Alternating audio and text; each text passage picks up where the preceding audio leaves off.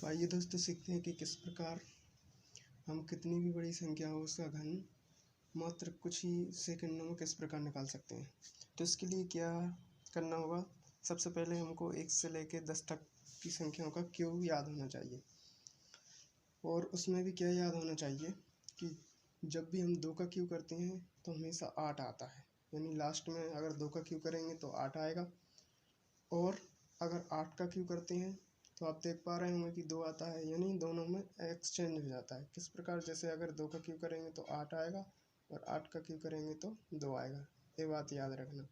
और उसके बाद अगर 3 का क्यूब करेंगे तो 7 आएगा और अगर 7 का क्यूब करते हैं तो 3 आता है, यानी कि 3 और 7 इंटरचेंज हो जाते हैं आपस में।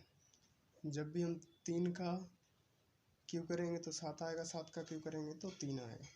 और बाकी जो संख्या बची हैं उसमें कुछ नहीं है। 1 का करते हैं तो 1 ही आता है, 4 का करेंगे तो 4 ही आएगा, 5 का करेंगे तो लास्ट में 5 ही आएगा, 6 का करेंगे तो 6 ही आएगा, 7 का करेंगे तो 3 आएगा, 8 का करेंगे तो 2 आएगा और 9 का करेंगे तो 9 ही आएगा। और 10 में क्या याद रखना, जैसे अगर 0 है पीछे किसी भी अंक के, 0 का अगर क्यूब करेंगे ना तो 3 0 आना चाहिए, 3 0 आना चाहिए, तभी वो परफेक्ट क्यू रूट होता है। अगर 2 0 दी हैं, अगर इसका क्यूब करेंगे तो अंत में कितनी 0 आना चाहिए, 2 4 6, 6 0 आना चाहिए। जैसे अगर इसका क्यू रूट निकालेंगे तो अगर यहाँ पर जैसे 4 0 दिए हैं तो उसका परफेक्ट क्यू रूट नहीं निकाल सकते। तो देखते हैं कुछ संख्याओं के यहाँ पर क्यू लिख लेता हूँ, उसके बाद अपन क्यू रूट निकालना सीखेंगे। आइए देखते हैं, यहाँ पर मैंने कुछ संख्याओं के क्यू लिखे हैं, तो देखते हैं क्यू रूट किस प्रकार निकाल सकते हैं। तो क्यू रूट निकालने के लिए क्या है, जैसे कि ये संख्या लिखी है 4096, तो इसका क्यू रूट निकालना है। तो क्यू रूट निकालने के लिए क्या करते हैं, पीछे से 3 का जोड़ा बना लेते हैं। जिस प्रकार किसी संख्या का हम वर्ग निकालते थे, यानी वर्गमूल निकालते थे, तो क्या करते थे, जैसे कोई भी संख्या थी, जैसे 625 थी, तो इसमें क्या करते थे, 2 का जोड़ा बनाते थे वर्ग में। इसी प्रकार क्यू निकालने के लिए अगर इधर 3 दिया है ना तो 3 का जोड़ा बनाते हैं, वो भी पीछे से, और बाकी जो संख्या बची है उसको अलग कर लेंगे।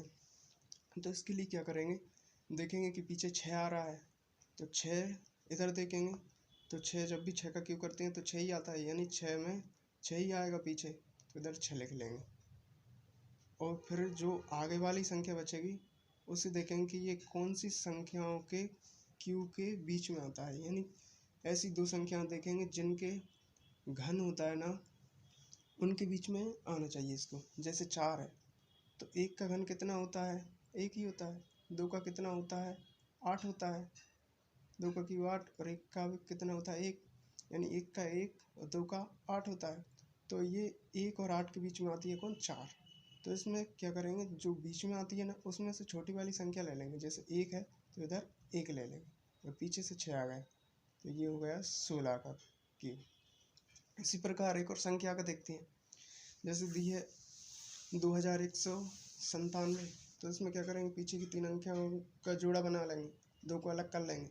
फिर देखेंगे 7, तो 7 में इधर देखा कि 7 में जब भी 3 का क्यूब करते हैं तो 7 करते थे, यानी जब कोई भी संख्या रही होगी तो उसका क्यूब किया होगा तब आया होगा 7। अगर उसका घनमूल निकालेंगे तो 3 आएगा, तो 7 की जगह कितना आएगा, 3 आएगा आगे।